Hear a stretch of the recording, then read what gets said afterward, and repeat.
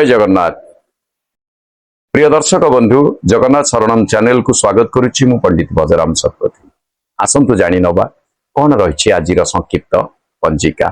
आज 1/6/2026 सोमवार। आज मल कृष्ण प्रतिपदा। सूर्योदय अच्छा 5:10:48 सूर्यास्त अच्छा 6:17:42। आज घातचंद्र अच्छी दिन 8:01 पर तुला एवं कुंभ राशि। आज दिन 4:47 पर जो मैंने यदाम परित्याग करेंगे संवरण करेंगे से एक पाद पुष्कर दोष लगे शांति करणीय।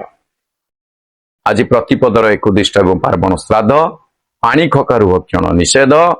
दिन 4:47 पर बोईतालु माने कखारु भक्षण निषेध अर्थात रात्रि भोजन रे कखारु को ना।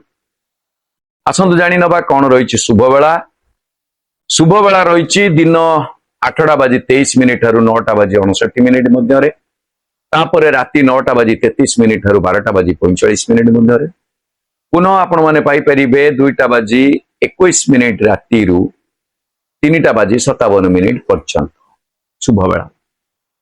एतद व्यतीत महेंद्र बेला रही राति 4:45 ठारू रात्रि शेष 5:11 पर्यंत। दर्शक बंधु ये तो थिला शुभ बेला और महेंद्र बेला। एबे आसंतु जानिबा 12टी जाक राशिंकर संक्षिप्त राशिफल। राशि चक्र प्रथम राशि मेष राशि सेवा कार्य रे निजकु निवेश करि पारंती। वृष राशि दृढ़ मना हेबे। मिथुन राशि व्यक्ति विशेष माने दुख शोकरे छंदी हेई पारंती दिनटी अतिबाहित हेई पारे। कर्कट राशि क्रोध वृद्धि हेबार संभावना रही। क्रोध देखा दे पारे आज संवरण करंतु। सिंह राशि आलोचना पर्यालोचना भितर दिनटी अतिबाहित हेई पारे।